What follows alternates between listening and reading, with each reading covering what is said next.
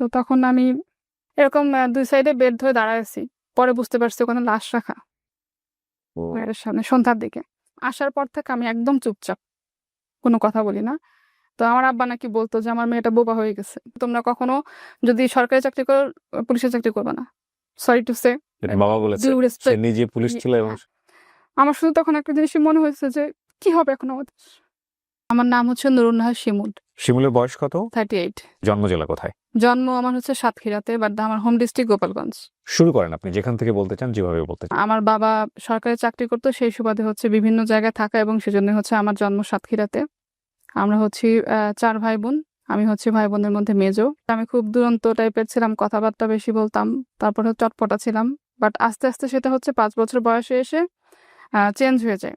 তো আমার যখন ৬ মাস বয়স, তখন আমার বাবা হচ্ছে পোস্টিং হয়ে আসে সাতক্ষীরা কালীগঞ্জ থানায়। জি। তো তখন ওই বাসায় যে ভাড়া নেয় বাড়িওয়ালি, উনি আমাকে দেখে হচ্ছে কোলে করে নিয়ে যায়। দেখতেছে যে মা একা পারতেছে না ২টা বাচ্চা নিয়ে, ১.৫ বছরের ছোট বড়, উনি কোলে করে নিয়ে যায়। ওই কোলে করে নিয়ে যাওয়ার পর থেকে ৫ বছর আমি হচ্ছে বড় হয়েছি ওনার কাছে।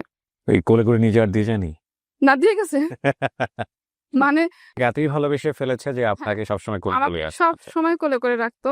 বাড়িওয়ালের হচ্ছে ওনার ২ ছেলে মেয়ে। ছেলে আর মেয়ে তখন ২ জনই হচ্ছে কলেজে পড়ে। আর ওনার মেয়ের নাম ছিল হচ্ছে আনোয়ারা। আমি ডাকতাম হচ্ছে আনোয়া। ৫ বছর পর্যন্ত আমার আব্বার যতবার পোস্টিং হয়েছে, আমার আব্বা পোস্টিং ক্যান্সেল করছে। ক্যান্সেল শুধুমাত্র আপনি এখানে আমার জন্য। ওকে। পোস্টিং এর কথা শুরু হলে আমি সিক হয়ে যেতাম। তো আব্বা জানে যে ওখান থেকে নিয়ে গেলে আমি অসুস্থ হয়ে যাব। তো ৫ বছর পরে যে পোস্টিংটা হলো ওটা আব্বার ক্যান্সেল করতে পারেনি। আব্বা তখন ট্রান্সফার হয়ে বরিশাল পিরোজপুরে আসলো। তো কিসের জব আসার করতো আপনার বাবা? পুলিশের চাকরি করতাম। ট্রাকে যখন আব্বা সবকিছু তুললো, আমাকে আব্বা কোলে নিছে। উনি তখন চিৎকার করে কান্না করছে। আপনার মেমোরিতে আছে এটা? হ্যাঁ, এটা আমার খুব মনে আছে। ওই বাসা থেকে মাটির রাস্তা ছিল কতখানি। তো ট্রাক যতক্ষণ মাটির রাস্তা দিয়ে আসেনি অতক্ষণ পর্যন্ত কান্না করতে করতে ট্রাকের পিছনে আসছে। আমি এত কথা বলতাম ছোটবেলায়, ওদিন নাকি আমি কোনো কান্না করিনি। আসার পর থেকে আমি একদম চুপচাপ, কোনো কথা বলি না। তো আমার আব্বা নাকি বলতো যে আমার মেয়েটা বোবা হয়ে গেছে।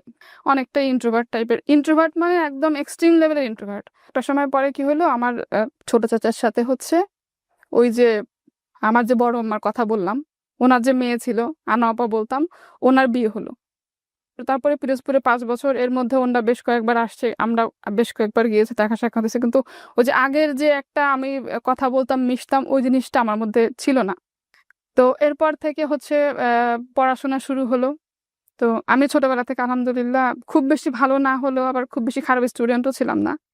কেন যেন ছোটবেলা থেকে মনে হতো কি বড় বোন আদরটা বেশি পাচ্ছে, আমি কম পাচ্ছি, সবকিছু থেকে আমি বঞ্চিত হচ্ছি। ক্লাস 3 কি 4 যখন পড়ি তখন হচ্ছে পিরোজপুর শিশু একাডেমিতে হাতের লেখায় আমি সেকেন্ড হই তখন। সেকেন্ড পুরস্কার পেয়ে আসলাম। অনেকগুলা বই, তারপর হচ্ছে কলম, তারপরে হয়তো আরো কিছু ছিল সাথে। ক্লাস 5 পর্যন্ত ওখানে পড়ছি। তো 5 এর অর্ধেক বছর তখন আমরা গোপালগঞ্জ চলে আসছি। গোপালগঞ্জ ওখানে ৩ বছর ছিলাম। তো 98 এ যে বন্যাটা হলো, ওই বন্যার সময় হচ্ছে আমার স্কলারশিপ দেওয়ার কথা ছিল। তো 5 এ তখন দিতে পারিনি। ২০০১ সালে আমরা ঢাকায় আসি, 8 এর মাঝামাঝি সময়টাতে। আমি আমার বড় বোন যেহেতু পিঠাপিঠি ছিলাম, পড়াশোনা করছি একই সাথে একই ক্লাসে। তো ভর্তি করায় দেয়। তো ওখানেও হচ্ছে আমি 8 এর সেকেন্ড টার্ম পরীক্ষা দিই। সেকেন্ড টার্ম পরীক্ষাতে রেজাল্ট মাশাআল্লাহ ভালো হয়। তো আমাদের বিজ্ঞান স্যার ছিল লিটন স্যার, একটা বেত নিয়ে সবসময় ঢুকতো বিজ্ঞান ক্লাস নিতে গেলে। স্যারের ইয়াটাই ছিল যে আমি আজকে ক্লাসে আসছি মানে সবাইকে একটা হলেও পিটুনি খাইতে হবে। পিটুনি খেতে হবে। হ্যাঁ।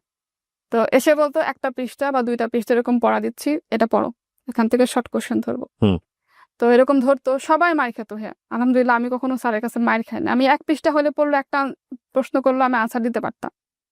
তো এইটা যখন স্কলারশিপে রেজিস্ট্রেশন হবে তখন হচ্ছে স্যার আমাকে বলছে কি, শিমুল তোমার রেজাল্ট তো ভালো, তুমি স্কলারশিপটা রেজিস্ট্রেশন করো। তো আমি বলছি ঠিক আছে স্যার, আমি বাসায় কথা বলবো। তো বাসায় কথা বলবো বলার পরে বাসায় এসে যখন বলছি, তো আব্বা মা বলছিলেন দরকার নাই, বছরের মাঝখানে আসছো, ভালো করে পড়াশোনা করতে পারো না। তো আমি স্যারকে যে কথা বলছি। তো স্যার কি করছে, যেহেতু রেজিস্ট্রেশন লাস্ট ডেট, ওদিন আমাকে বলতেছে কি চলো তোমার বাসায় যাবো। এসে মাকে বলতেছে যে ভাবি পারবেও, আমি সে আত্মবিশ্বাস আছে দেখে হচ্ছে ওকে আমি রেজিস্ট্রেশন করানোর কথা বলতেছি। ওদিন থেকে নিয়ত করছে হ্যাঁ আমার স্কলারশিপ পেতে হবে। বৃত্তি পরীক্ষা দিলাম, দেওয়া শেষ। এই যে পুরো পরীক্ষাটা আমি দিলাম, এই পরীক্ষার মধ্যে কিন্তু আমার আব্বা আম্মা একবারও জিজ্ঞাসা করে নাই যে পরীক্ষা কেমন হচ্ছে। আমার আব্বা কিন্তু ছোটবেলা থেকেই পড়াশোনার ব্যাপারে খুবই সিরিয়াস। আমাদেরকে নিয়ে বসতো, নিজে হাতে পড়াইতো, পড়াশোনার জন্য টিচার লাগবে, কি লাগবে, এ লাগবে, সবকিছু। কিন্তু আপনার ব্যাপারে উদাসীন। হ্যাঁ, আমার ব্যাপারে উদাসীন এটা ইচ্ছাকৃতভাবে করতো নাকি হয়ে যেত এটা আমি ভেবে বলতে পারবো না। আমার বড় বোন হচ্ছে ক্লাস 5-এ যখন বৃত্তি পরীক্ষা দিবে তখন আমরা পিরোজপুরে। তো ওই সময় হচ্ছে ও আমার থেকে 1 ক্লাস উপরে ছিল। পরে সামহাও আবার একসাথে হয়ে গেছি আমরা। ওর বৃত্তি পরীক্ষার সময় আমার আব্বা যখন সরকারি চাকরি করতো 15 দিন ছুটি নিয়ে নিয়েছিল আব্বা। আমার ছোট চাচা নরসিংদী পলাশ সার কারখানায় কেমিস্ট ছিল। চাচা নরসিংদী থেকে চলে গেছে পিরোজপুরে। মানে বড়জনের জন্য এই পরিমাণ অ্যাটেনশন, হ্যাঁ। সেটা ঠিক রিভার্স ছিল Reverse ওনার জন্য। আমার জন্য। সেটা পরে আমার বোন বলছে, বলে তুই তো অনেক ভদ্র ছিলি, পড়াশোনা করতি, এই জন্য তোর খেয়াল রাখতো না। আমি তো অনেক ডান পিঠে তাই ছিলাম, হয় নাকি? এত বেশি তো হওয়ার। পড়াশোনা কোনো আগ্রহ ছিল না, এই জন্য আব্বা আমাকে গার্ড দিয়ে দিয়ে রাখতো যাতে করে আমি একটু পড়াশোনা করি। তুই তো এমনি করিস। হ্যাঁ, এই জিনিসগুলো আমি জাস্ট আমার আক্ষেপ থেকে বলতেছি, বাট আমার এটা নিয়ে কোনো অভিযোগ নাই। পরীক্ষা শেষ যখন ওদিন রাতে আব্বা এসে বলতেছে, পরীক্ষা তো দিছো, পাবা কি বৃত্তি?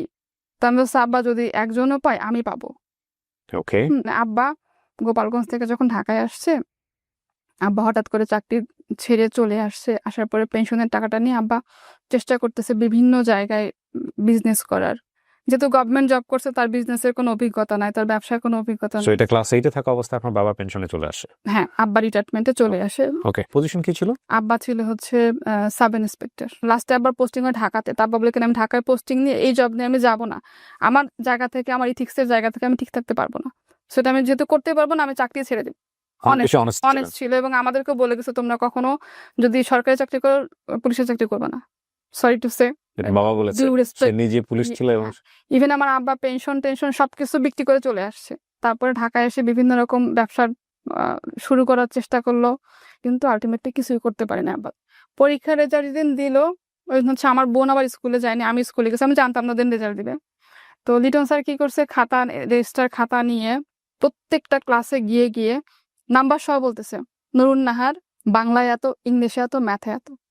তো আমার ক্লাসে এসেও বলছে, সবাই আমার দিকে তাকাচ্ছে, কিন্তু স্যারের ভয়ে কিছু বলতেছে না। দেখে আমিও চুপচাপ, আমি কিছু বলতেছি না, আমার মধ্যে কোনো এক্সাইটমেন্ট নাই, আমি চুপচাপ শুনে বসে আছি। তো স্যার কি করছে, সব বলে টলে অফিস রুমে গিয়ে, আমাদের বাসায় তখন TNT ফোন ছিল, ল্যান্ড ফোনে, স্যার ফোন করছে। ফোনটা ধরছে আমার বড় বোন। বড় বোন যখন শুনছে, ও খুশিতে বাসার কাপড় পরে স্কুলে চলে আসছে। এসে আমাকে বলতেছে কি, তুই কি ক্লাসের মধ্যে বসে আছিস, তুই এত সুন্দর রেজাল্ট করে? আমি হলে তো মাঠে গিয়ে দৌড়াতাম, বলে আমাকে টেনে নিয়ে গেছে। কারণ আমার মধ্যে তো ওই জিনিসটা নাই যে আমি ভালো কিছু করতেছি সেটা আসলেই কি ভালো। এটা কিন্তু খুব ইম্পর্টেন্ট, বিকজ অ্যাপ্রিসিয়েশন মানুষের জীবনে খুব Right. জরুরি। অ্যাপ্রিসিয়েশনটা ফ্যামিলি থেকে ছিল না, না বলেই ওনার কিন্তু এই কনফিউজ মুভমেন্ট। জি। তারপরে তো আব্বা খুশি, আমাকে চেন কিনে দিল। তারপরে হচ্ছে সবাইকে পুরান ঢাকা থেকে মিষ্টি এনে, আমি তখন ক্যান্টনমেন্টে, আমি ঢাকায় এসে ক্যান্টনমেন্টে এসে ওখানেই এখন আছে। আব্বা তখন হচ্ছে পুরান ঢাকায় ইসলামপুরে 2টা কাপড়ের দোকান নিছে ওকে। ব্যবসার জন্য। তো ওখানেও ভালো করতে পারিনি। ক্লাস 9-এ যখন স্যার আমাকে জোর করে দেওয়া হলো সায়েন্স, আমি নিব না, না স্যার আমি পারবো না। 9-এ চলতেছে ভালোভাবে, কিন্তু আমি কথা বলতাম না, স্কুলেও কথা বলতাম না, বাসায়ও কথা বলতাম না। ওই যে ইন্ট্রোভার্ট টাইপের যেটা রয়ে গেছে, বাইরে গিয়েও কথা বলতাম না। আমার যে টিচার পড়াইতো, ওনার নাম ছিল মনা ভাই। তো মনা ভাই হচ্ছে আমাকে আর আমার বড় বোনকে একসাথে পড়াতো। আমার বড় বোন ছিল আর্টস, আমার ছিল সায়েন্স। তো মনা ভাই তখন রাগ হয়ে একদিন বাসা থেকে চলে গেছে, যে আঙ্কেল আমি খালি আপনার মেয়েকে আমি পড়াবো না, তুমি কথা বলে না, ওকে আমি পড়াবো না, এরকম টাইপের ছিলাম। বলতাম না, আমার কথা হচ্ছে আমি যেটা পারতেছি আমি লিখে দিচ্ছি, ফিজিক্স কেমিস্ট্রি আমি লিখে লিখে দিচ্ছি, কিন্তু আমি আবার আপনাকে বোঝাবো কেন? 9 গেল, ক্লাস 10-এ আমি যখন টেস্ট পরীক্ষার সময় হচ্ছে আমার টনসিল ইনফেকশন হলো, এটা ছোটবেলা থেকেই ছিল। ইমিডিয়েটলি অপারেশন করালো। করানোর পর তখন আমাকে ডাক্তার আব্বাকে বলে দিছে যে টানা 1 বছর কিন্তু ওর এরকম জ্বর ঠান্ডা কাশি থাকবে এবং সারাক্ষণ ঘুমাবে। আব্বা বলছে কি, তাহলে তুমি এবার ম্যাট্রিক পরীক্ষাটা দিও না। তা আমি বলছি, না আব্বা আমি দেই, কারণ আমি কোনো ইয়ার গ্যাপ দিব না। পরীক্ষা দিলাম, কিন্তু পরীক্ষা দিছি পরে হচ্ছে আমি ঘুমায় ঘুমায় পরীক্ষা দিছি, এরকম টাইপের। তারপর আলহামদুলিল্লাহ যেটা করছে, রেজাল্ট মোটামুটি ভালোই, খারাপ না। এরপরে ভর্তি হলাম ইন্টারে শাহিনে। ইন্টারে আমি চেঞ্জ করে ফেলছি, সায়েন্স থেকে কমার্সে চলে আসছি। তো ইন দ্য মিন টাইম আব্বার যে ব্যবসা কিন্তু দিন দিন খারাপ হচ্ছে। যেহেতু উনি ব্যবসায়ী ছিলেন না, অভিজ্ঞতা ছিল না। ম্যাট্রিক পরীক্ষার পরে আমি হচ্ছে এয়ারফোর্সের যে মহিলা কল্যাণ সমিতি, ওখানে 9 মাসের ট্রেনিং করি কাটিং এর উপরে। এরপর থেকে বাসায় বসে মেশিনে জামা কাপড় সেলাই করতাম, নিজেরটা করতাম। আশেপাশে মানুষ অর্ডার কাজ দিতে ভালো হতো দেখে আমার ওই টাকা দিয়ে আমি যে চলতাম।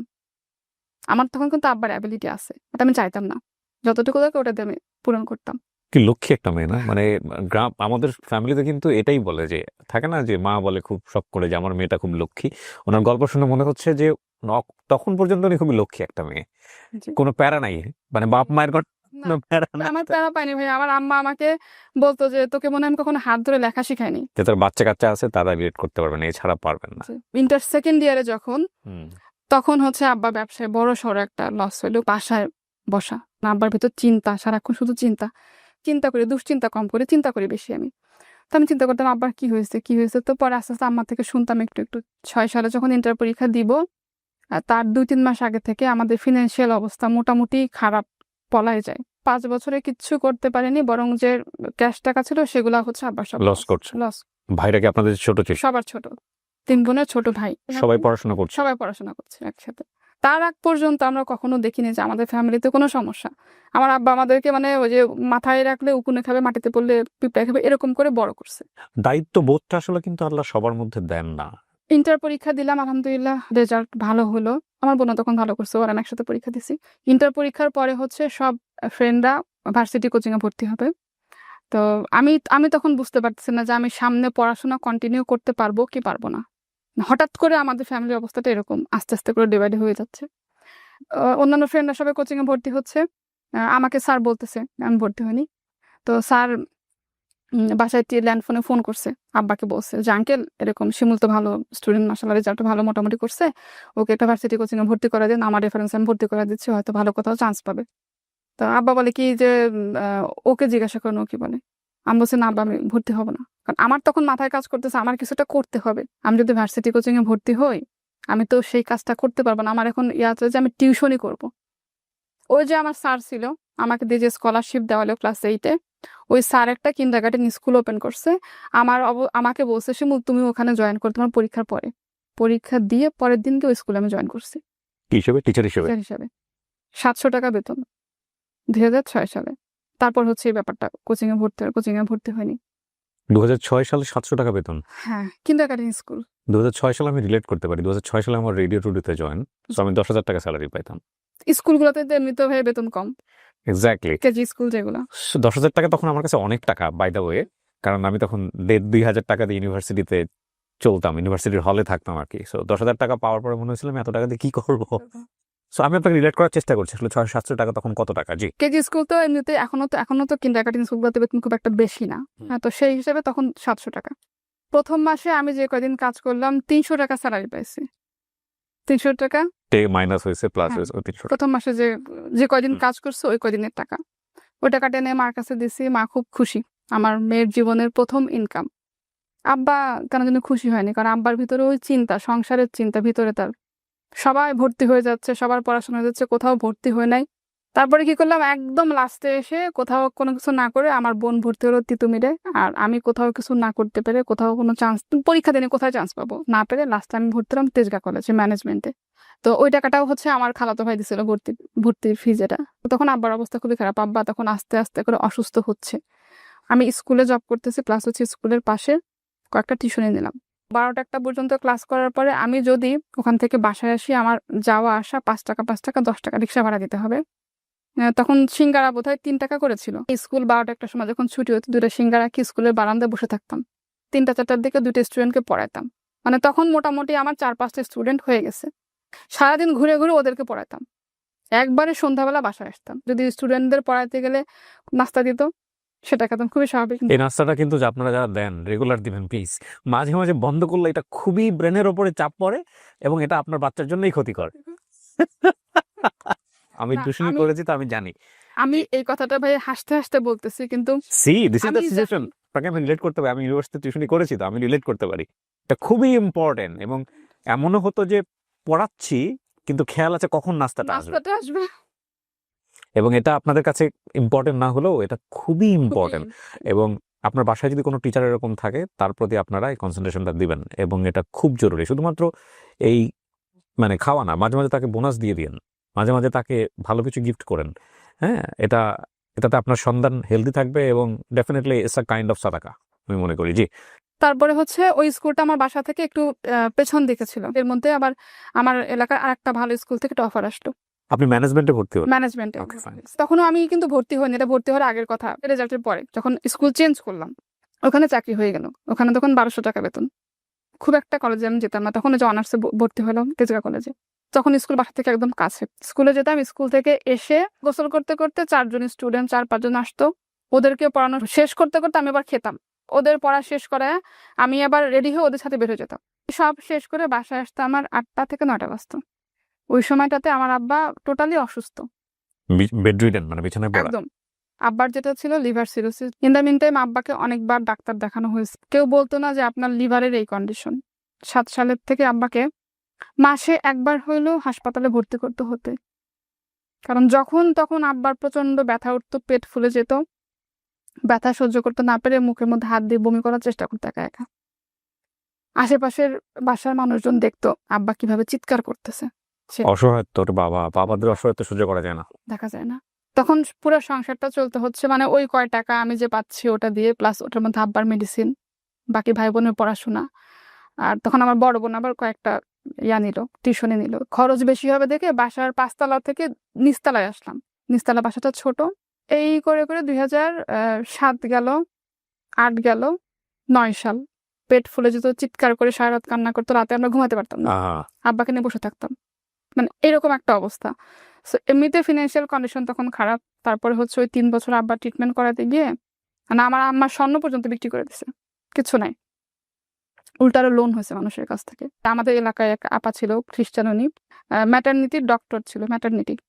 তো আপা সব রিপোর্ট দেখে বলতেছে কি যে তোমরা তো একটু বড় হয়েছে, এখন তো বুঝো, যদিও বলা ঠিক না, তারপরে বলি বাবা তো খালুর পিছনে অনেক টাকা খরচ করছো, আর কোনো টাকা পয়সা তোমরা খরচ করো না। মানে there is no hope। হ্যাঁ, বাবা বিছনায় পড়ে আছে এরকম ভাবে তো কেউ দেখতে পারে না। আমরা চেষ্টা করছি, ঠিক আছে দেখি কি হয়, দেখি কি হয়। তারপরে একজন বলল কি যে পিজিতে নিয়ে যাও। তো নিয়ে গেলাম পিজিতে আব্বাকে। আমার এক স্টুডেন্টের চাচা, উনি বলতেছে কি যে ম্যাডাম আপনি সারাদিন এত কষ্ট করে বাচ্চা পড়ান, স্কুলে চাকরি করেন, বিভিন্ন জায়গায় দৌড়াইয়া কয় টাকা বেতন পান, তার থেকে বেটার আপনি একটা জায়গায় আপনাকে জব দিয়ে আপনি ওই জবটা করেন, এই স্যালারিটা আরো বেশি পাবেন একটা জায়গায় জব করে। আমি তো এটা করতেছি, আমার বড় বোনকে দেন।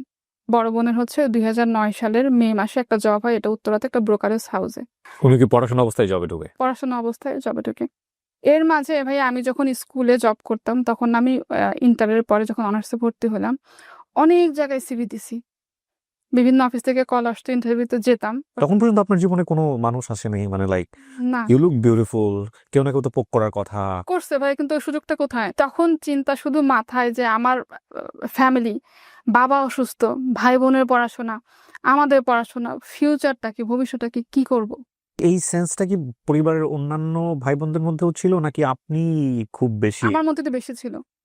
একটা কথা বলি আপনাদেরকে, মানে ওনার গল্প শুনতে শুনতে আমার কাছে মনে হচ্ছে অনেক সময় দেখবেন যে অনেকগুলো গাছ, ওই একই জাতীয় গাছ চারপাশে আছে, কিন্তু একটা গাছ শক্তিশালী হয়ে গেছে অনেক বেশি। বোনের মে মাসের ১ তারিখে জবে জয়েন করলো, আমার আব্বাকে মে মাসের ২ তারিখে পিজি হাসপাতালে নিয়ে যায় আমি, আমার মা আর হচ্ছে আমার এক মামা নিয়ে আব্বাকে আউটডোরে দেখাইছে। দেখানোর পর আব্বাকে বলতেছে কি যে আপনাকে অ্যাডমিট হতে হবে। কি হয়েছে না হয়েছে কোনো কিছু বলেনি। তো আব্বাকে পিজিতে অ্যাডমিট করলো মে মাসের ২ তারিখে। তো প্রথম দিন যখন আব্বাকে ভর্তি করলাম পিজির A block, B block, C block এরকম, আব্বার টেস্টের রিপোর্ট এক জায়গায় জমা দিতে হবে, এক জায়গায় টাকা জমা দিতে হবে। তো আমি একটা মেয়ে মানুষ, আমার তখন বয়স কত হবে ১৯-২০ এরকম, কিচ্ছু চিনি না, কিছু বুঝিও না, জাস্ট অন্ধের মতো ওই রিপোর্টগুলা নিয়ে, স্যাম্পলগুলা নিয়ে বিভিন্ন জায়গায় জায়গায় ঘুরতেছি সকাল থেকে। এই সব কিছু করে বিকালবেলা যখন হচ্ছে আবার কিছু একটা নিয়ে যখন গেট দিয়ে বের হয়েছি তখন মাথায় একটা চক্কর দিছে। তখন মনে পড়ছে আমি সারাদিন তো কিছু খাইনি আজকে। এর মধ্যে আমার হচ্ছে অনার্স ফার্স্ট ইয়ার ফাইনাল পরীক্ষা, বই খাতা কিনতাম না। আমার ২টা ফ্রেন্ড ছিল, ওই ২ ফ্রেন্ড হচ্ছে আমাকে পরীক্ষার রুটিন দিলে আমাকে জানাইতো। 2 ফ্রেন্ডে যে কোনো একটা রুটিন দিছে, রুটিন পেয়ে আমি ওদের হেল্প নিয়ে নীলক্ষেতে গিয়ে পুরানো বই কিনতাম, একটা সাজেশন বুক কিনতাম। তো এইভাবে আগের দিন রাতে পরে পরীক্ষা দিতাম। তো আব্বা যখন হাসপাতালে ভর্তি পিজিতে, তখন হচ্ছে আমার অনার্স ফার্স্ট ইয়ার ফাইনাল পরীক্ষা। আব্বা কিন্তু হেঁটে হেঁটে গিয়ে হচ্ছে হাসপাতালে ভর্তি হলো। কিন্তু প্রত্যেক দিন যেটা হতো সকালবেলা হচ্ছে এক ঝাঁক ইন্টার্ন ডক্টর আসতো। সরি টু সে, আমি এখানে কাউকে ছোট করে বলছি না বা কাউকে মানে করেও বলছি না। আমার পরে যেটা বুঝতে পারছি, আমার আব্বার উপর এক্সপেরিমেন্ট করা হয়েছিল। এটা হয় যে ডাক্তারটা ছিল উনি একটু অল্প বয়স্ক করে, উনি এসে মাঝে মাঝে আমাকে জিজ্ঞাসা করতো যে তোমাদের কোনো রিলেটিভ বা কেউ ডাক্তার আছে? তা আমি বুঝি না, তখন বুঝতাম না কেন জিজ্ঞাসা করে। ওকে, পরে সেটা বুঝতে পারছি যে কেন জিজ্ঞাসা করে। আবার কোনো রিপোর্টের কথা জিজ্ঞাসা করলে তো স্যার কি সমস্যা, বলে এটা বুঝবা না তুমি, আর মা তো কথাই বলতো না, জিজ্ঞাসা করলেও বলতো কি এটা আপনি বুঝবেন না খালাম্মা।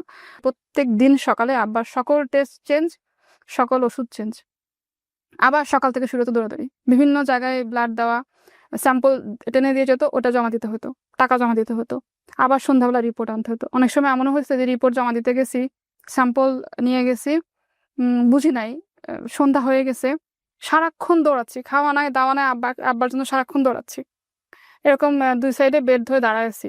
পরে বুঝতে পারছি ওখানে লাশ রাখা ওয়ার্ডের সামনে, সন্ধ্যার দিকে। তারপর শুরু হলো আব্বাকে প্লাজমা দেওয়া। প্রথম দুই তিনটা প্লাজমা দিতে পারলাম, 4-5 জন ডোনার পেয়ে। এরপরে প্লাজমা কিনতে হতো, ঘন্টার পর ঘন্টা গিয়ে ব্লাড ব্যাংকে বসে আছি আব্বার প্লাজমার জন্য। প্লাজমা দিতে হবে, থাকতো না প্লাজমা দিলে, লিভার সিরোসিস পেশেন্ট যারা, ওদের শরীর থেকে প্লাজমাটা বোধহয় কমে যায়। তখন আব্বার হচ্ছে পেটে পানি জমতো, কিছু খেতে পারতো না, ওরকম চিৎকার করে কান্নাকাটি করতো। তো একবার পেটে থেকে পানি বের করছে এর মধ্যে আমি 3টা পরীক্ষা দিছি। রাতের বেলা আব্বা বেডে ঘুমাতো, মাঝখানে জায়গা, এই পাশে একটা বেড, ওই পাশে মানে ওই বেডে পেশেন্ট, নিচে পাটি বিছায় বা একটু চাদর টাদর বিছায়, মা একটু কোনোরকম কাঁথরে শুতো, আর আমি এই জায়গাটায় ওই ডিম আলো, যে আলোর মধ্যে বসে বসে রাতের বেলা একটু পড়তাম, পরে পরদিন সকালে যে পরীক্ষা দিতাম। এর মধ্যে আমার ছোট ভাইকে নিয়ে আসছি যে আমি একা আর পারতেছি না এভাবে দৌড়াদৌড়ি করে, আবার আমার পরীক্ষা শুরু হয়েছে, তুই একটু থাক। তো ছোট মানুষ, 6-এ পড়ে, 7-এ পড়ে। তারপরে মার্শাল্লাহ ভাই অনেক করছে। আমার বোন বলতেছে কি যে কালকে তো শুক্রবার, আমার অফিস বন্ধ, আমি হসপিটালে আসি, তুই জামা কাপড় সব নিয়ে বাসায় আয়, ওগুলো একটু ধোয়া লাগবে, ক্লিন করা লাগবে, আবার জামা কাপড়ও ধোয়া লাগবে। এর মাঝে আমি ভাই একদিনও বাসায় আসিনি। ও শুক্রবার দিন হচ্ছে গেছে, শুক্রবারে বাসায় আসছে, শুক্রবার সারাদিন, যে শুক্রবারের ভোর রাতটা শনিবার শুরু হবে, ওই সময় আব্বা প্রচন্ড অসুস্থ। আমার বোন হচ্ছে কাজিন টাজিন সবাইকে ফোন দিয়ে বলছে, আমার খালাতো ভাইটাই যারা আছে সবাইকে ফোন দিয়ে বলছে যে আব্বার এরকম খুবই খারাপ অবস্থা, আপনারা পারলে আসেন। তো সবাইকে বলছে কি আমাকে না বলতে। আমি আমার 2টা ভাই বোন নিয়ে একা বাসায়, আর কেউ নাই বাসায়। তো সামহাও বাড়ি থেকে আমার এক কাজিন, মামাতো বা খালাতো বোন হবে, আমার বোনকে ফোন করতে গিয়ে ভুল করে ও খবর পাইছে, খবর পেয়ে ভুল করে আমাকে ফোন করছে। আমাকে ফোন করে বলতেছে যে কিরে খালুর কি অবস্থা, খালু নাকি অনেক অসুস্থ। আমি বলছি, কি বলেন? তো আমি সঙ্গে সঙ্গে আমার বোনকে ফোন দিছি। তখন হচ্ছে ফজরের আজান দিচ্ছে, ও দূরে চলে গেছে, বাট আমি শুনতে পাচ্ছি আব্বা যে চিৎকার করতেছে ব্যথায়। তো বলতেছে কি যে আব্বার শরীরটা একটু খারাপ, তো ব্যথা অনেক বেশি হচ্ছে, আব্বা খুব চিৎকার চেঁচামেচি করতেছে। তো আমি এখনই আসি, বলে কি এখন আসিস না, একটু ভোর হোক, তারপরে ওদেরকে, বাকি 2 ভাই বোনের কথা বলতেছে, ওদেরকে নিয়ে তারপর আসিস না। আমাকে আবার বলছে কি যে আব্বাকে আমরা বাড়ি নিয়ে যাবো। আব্বা বারবার করে বলতেছিল যে আমাকে গ্রামে নিয়ে চলে, আমি থাকবো না। তো বলছে কি যে আব্বার কয়েকটা কাপড় চোপড় নিয়ে আসিস, জামা কাপড় আমি একটা ব্যাগে করে জাস্ট কয়েকটা নিয়ে, তারপর আমার কোনো জামা কাপড় নেই, ওগুলো নিয়ে হচ্ছে আমি হসপিটালে গেছি। গিয়ে দেখি ভাই আব্বার মানে যে কন্ডিশন, আব্বার চিৎকার শুনে পুরুষ ওয়ার্ডের যত মানুষ ছিল সবাই ওখান থেকে বের হয়ে গেছে, কেউ থাকতে পারতেছে না, সবাই কান্না করতেছে আব্বার চিৎকার দেখে।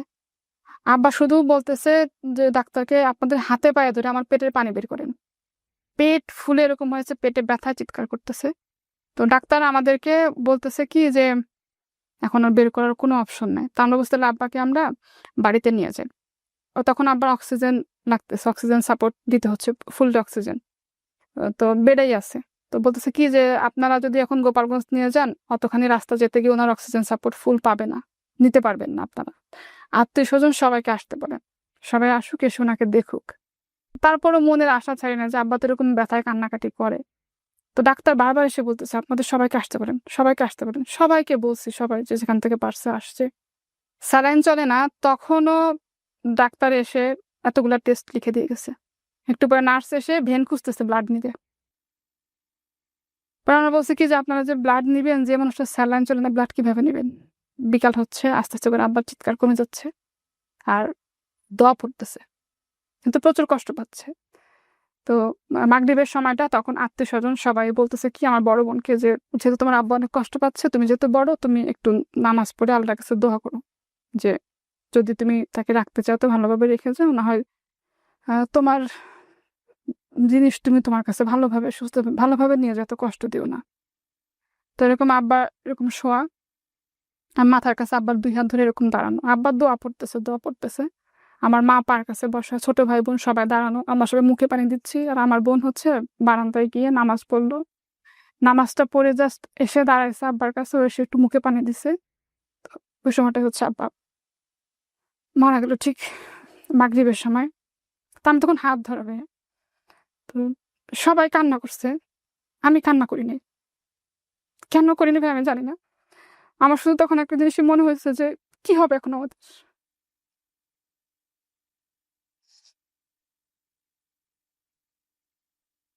মানে আব্বা অসুস্থ ছিল, মাথার উপরে একটা তো ছায়া ছিল, মুরব্বি ছিল। তো সবাই আমার আব্বার জন্য কান্না করতেছে, আশেপাশের বেডের থেকে লোকজন, ওয়ার্ডের থেকে লোকজন দেখতে আসছে আব্বাকে। তো আত্মীয়স্বজন যারা আসতেছে সিঁড়ি থেকে চিৎকার করে, আমার ভাই বোন কান্না করতেছে। আমি আমার আব্বার লাশের পাশে বসে আছি, উঠি না ওখান থেকে। অনার্স কোন ইয়ারে তখন আপনি? First year. তখন হচ্ছে 3টা পরীক্ষা হয়েছে আমার। মে মাসের 23 তারিখে আব্বা মারা গেল।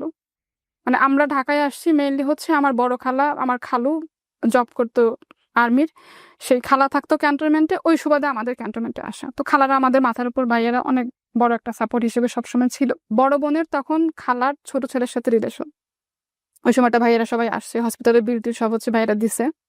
তো ওদিকে আমার দাদি তখন অনেক অসুস্থ, দাদি তখন বেঁচে আছে, উনি তখন চোখে ভালো করে দেখে না। দাদি জানে যে আমার আব্বা অসুস্থ, বাট মারা গেছে, দাদিকে বলেনি, কেন আমার আব্বা হচ্ছে কি দাদির প্রথম সন্তান, বড়। 23 তারিখ সন্ধ্যা রানা দিয়ে 24 তারিখ ভোরবেলা হচ্ছে আমরা বাড়ি থেকে পৌঁছাইলাম। উঠানের মধ্যে বড় করে হচ্ছে সামিয়ানা টানায়। তো মনে করছে কি আব্বা যেহেতু অসুস্থ, বাড়িতে আসবে, আত্মীয় স্বজন সবাই দেখতে আসবে, দেখে বোধহয় এত আয়োজন করছে। আমার দাদি এটা মনে করতেছে, আমার চাচারা কেউ বলেনি। তো যখন আব্বা দাদি শুধু শুনছে যে ভোর রাতে অ্যাম্বুলেন্সটা ঢুকছে, আমাদের বাড়ির, দাদি বাড়ির পাশে হচ্ছে একদম মেইন রোড, অ্যাম্বুলেন্সটা ঢুকছে, আমার দাদি তখন আস্তে আস্তে করে বের হয়েছে। যখন দেখলো যে আব্বার কফিনটা বের করছে, তখন তো সে বুঝছে যে আব্বা নেই। তখন তো আমার দাদি মাথা ঘুরে পড়ে গেছে এখানে। 24 তারিখ সকালে হচ্ছে আমরা আব্বার দাফন করলাম। 2009 সালের 25 মে আইলা হয়েছিল। তো আমার হচ্ছে 3টা পরীক্ষা হয়ে গেছে, ফার্স্ট ইয়ার ফাইনাল ম্যানেজমেন্ট পরীক্ষা 27 তারিখে। সবাই বলতেছে কি যেহেতু বাবা মারা গেছে, 1 বছর গ্যাপ দাও। আব্বা তো যাওয়ার আল্লাহ নিয়ে গেছে, আমি 1 বছর গ্যাপ দিয়ে আমার 1 বছর পড়াশোনার খরচকে চালাবে। তো আমি শুনি না কারো কথা। পরে হচ্ছে আমার আম্মা বলে ঠিক আছে যেহেতু যাবে। তো 24 তারিখ বিকালে বাদ আসর মিলাদ হবে, মিলাদের আগেই হচ্ছে খালাতো ভাই আর এক মামাতো ভাইয়ের সাথে একসাথে রওনা দিলাম। সন্ধ্যা হলো ফেরিঘাটে আসতে আসতে, তখন তো সেতু ছিল না। ফেরিঘাটে যখন আসলাম যে ফেরি পার হয়ে আসবো, তখন সন্ধ্যা হয়ে গেছে অলরেডি। তো যখন সন্ধ্যাবেলা ফেরিঘাটে গেলাম, ওদিকে দেখি কারেন্ট কিচ্ছু নাই, পুরো অন্ধকার। পদ্মার কথা বলছেন আপনি? পদ্মা। ফরিদপুরে একবার গিয়েছিলাম আমি, সারদা সুন্দরী মহিলা কলেজ, ওই কলেজে গিয়েছিলাম ডিবেটের জাজ করার জন্য। পদ্মা একবার পার হয়েছে রাতের বেলা, সে একটা অসম্ভব সুন্দর দৃশ্য। ফেরির উপরে উঠে দেখি ভাইয়া ওইখানে পাড়া দেওয়ার মতো জায়গা নাই। জানে যে সবাই আইলা হবে, বাড়িঘর ভেঙে যাবে, নদীর পাড়ের সবাই 3 তালা মনে করে ফেরির উপরে যেয়ে বসে আছে আশ্রয়ের জন্য। ঝড় বৃষ্টি বাতাস বাড়তেছে, পরে সবাইকে বলতেছে ফেরি থেকে নেমে যান আপনারা। ফেরি এইভাবে দুলতেছে। খালাতো ভাই আমার খালার বড় ছেলেকে ফোন করে ওইখানকার এক স্থানীয় কার ঠিকানা নিল, নিয়ে ওনার বাসায় অন্ধকারে কিভাবে আমরা 3 জন মিলে গেলাম। আমি ওই এক জামা পরে, আব্বা মারা গেছে একটা জামা পরে গেছে, ওই এক জামা পরে 3-4 দিন চলতেছে। ফেরিতে যখন উঠছি বাতাসে তার লেগে জামা আমার এখান থেকে এতক্ষণে ছিঁড়ে গেছে। আমি জামা এখানে এরকম গিট দিয়ে রেখে ওরকম ওড়না পেঁচায় ফিরে থেকে নামছি। তারপর যে বাসায় গেলাম, ওই বাসাটা পুরো হচ্ছে অন্ধকার, কারেন্ট নাই। ওরা আবার আমাদের দেখে খিচুড়ি রান্না করলো। আমার খালাতো ভাইয়ের ফ্রেন্ড ওখানকার, মানে নেতাটাতে এরকম কিছু একটা হবে। পরদিন সকালে রওনা দিলাম। 25 তারিখ রাত গেল, 26 তারিখ সকালে এসে পৌঁছাইছি ঢাকাতে। বাসায় একা থাকতে পারবো না, ভাইয়ের বাসায় গেছি। ওখানে রাতটা থেকে কোনো রকম পড়লাম। আমার ভাই বোন মা সবাই গ্রামে। পরের দিন যখন পরীক্ষার হলে গেছি, সবাই আমাকে দেখে অবাক হয়ে গেছে যে তোমার না বাবা মারা গেছে, তুমি কি করে আসটা পরীক্ষা দিতে? আমি কি পরীক্ষা দেবো? আমি শুধু পরীক্ষা দিতে টকটক করে চোখ দিয়ে পানি পড়তেছে। এর মাঝে আমার ছোট বোনটা যখন ম্যাট্রিক পরীক্ষা দেয়, আব্বা তখন অসুস্থ। ঝড়ের পরের দিন সকালে যখন গাড়িতে করে আবার ঢাকায় আসতেছি, তখন খবর পেলাম যে এসএসসি রেজাল্ট দিচ্ছে আমার বোনের, ছোট বোনের। ও হচ্ছে অনেক ভালো রেজাল্ট করছে আমাদের সবার থেকে, মাশাআল্লাহ। তারপর হচ্ছে আমার আম্মা ওরা সবাই ঢাকাতে ব্যাক করলো 1 দিন পরে। তারপরে 2010 সালে আমি জয়েন করলাম বাইং হাউসে। আমার খালাতো ভাই একটা জবের ব্যবস্থা করে দেয় বাইং। মানে এটা কি আপনি অনার্সে পড়া অবস্থায়? অনার্সে পড়া অবস্থায়। বাইং হাউস বলতে যেটা হচ্ছে ওনারা বিভিন্ন ওয়ার্ডার নিয়ে আসে। অর্ডার নিয়ে আসে, হ্যাঁ। Okay, but it's a parts of garments. গার্মেন্টসের জন্যই অর্ডার নিয়ে আসে, তাই তো? জি। তারপর আমি যখন বাইং হাউসে জয়েন করি, তখন বেতন হচ্ছে আমার 8,000 টাকা। তখন অনেকে মানা করছে বাইং হাউসে জয়েন করো না, বাইং হাউস ভালো না, মেয়ে মানুষ কাজ করতে পারবে না, অনেকে করবে সেই করবে। তারপরেও গেছি যে আমার চাকরির দরকার, আমার তো করতে হবে। তখন আমার বোন চাকরি ওটা করতেছে, কন্টিনিউ করতেছে, আর ছোট 2 ভাই বোনের পড়াশোনা চলতেছে। 8,000 টাকায় বেতন। তারপরে 6 মাস পরে এটা বাড়ায় আবার 12,000 টাকা করে দিলাম। তো বোন তখনও জব করতেছে, ও জব করে ওর টাকাটাও ফ্যামিলিতে দেয়, আমার টাকাটাও হচ্ছে আমি চাকরি করে প্রত্যেক মাসে মার হাতে দিয়ে দিই। তো ভাই বোনের পড়াশোনার সংসার খরচ, তারপরে বাবা নাই মাথার উপর, এটা যে কত বড় একটা অভিশাপ। বাবা যদি অসুস্থ হয়ে বিছনায় পড়েও থাকতো সেটাও অনেক বড় একটা ব্যাপার ছিল। ওদিন পহেলা বৈশাখ আমার মনে আছে। তো আমি হচ্ছে গোসল করে জাস্ট বের হয়েছি, চুলগুলো ছাড়া, হাতে মেহেদি নেওয়া। তো আমার বোন পরিচয় করাই দিচ্ছে যে এই যে রনি ভাই, ওনার সাথে আমার রাস্তায় দেখা হয়। আবার আমার মানে ওর 2টা টুইন বোন আছে, ওই বোন 2টা আমার সাথে ইন্টারে একসাথে পড়তো। হুম। তো ও বলতেছে কি, ওই যে ইতিসিতির ভাই রনি ভাই আমার সাথে রাস্তাঘাটে দেখা হয়, পরিচয়, ভাই একটা কাজে আসছে এখানে আমাদের বাসায় আসছে। তো আমি জাস্ট হ্যালো দিয়ে হাই দিয়ে আমি রুমে চলে গেছি। তারপরে একদিন অফিস থেকে আসার সময় গাড়ি থেকে উনি নামছে, আমিও নামছি, নেমে রিক্সা নেবো। তো বলতেছে কি যে তুমি শিমুল? নামছি হ্যাঁ। বলে আমার সঙ্গে চলো রিক্সায় যাই। তো রিক্সায় আসতেছে, কথা বলতেছে, গল্প করতেছে। তো আমি শুধু শুনতেছি, আমি কিছু বলতেছি না। রিক্সা থেকে যখন নামবো তখন বলতেছে তুমি মনে হয় আমাকে চিনো নাই, তাই না? আমি বলছি, না ভাইয়া আমি আপনাকে চিনি নাই। বলতেছে কি যে আমি রনি, ওদিন তোমাদের বাসায় গেছিলাম। যে আমি বলছি, আচ্ছা হ্যাঁ এখন চিনতে পারছি। পরে উনি নেমে গেছে, আমি বাকিটা রাস্তা বাসায় যেতে যেতে হাসতেছি একা একা। আমার অফিস বাড়িধারা ডিউসেস থেকে আমি এসে এমইএস নামতাম, আর উনি উত্তরা থেকে এসে এমইএস নামতো। তখন এমইএস এর ওখানে ফলের দোকান ছিল, হুম। ইচ্ছা করে প্রত্যেকদিন ফল দেখতো। তো আমি প্রত্যেকদিন এসে বলতাম ভাই কি করেন? বলছে যে ফল দেখতেছি। তো আমি বলছি, কিনেন? না থাক, কিনবো না, চলো যাই। হুম।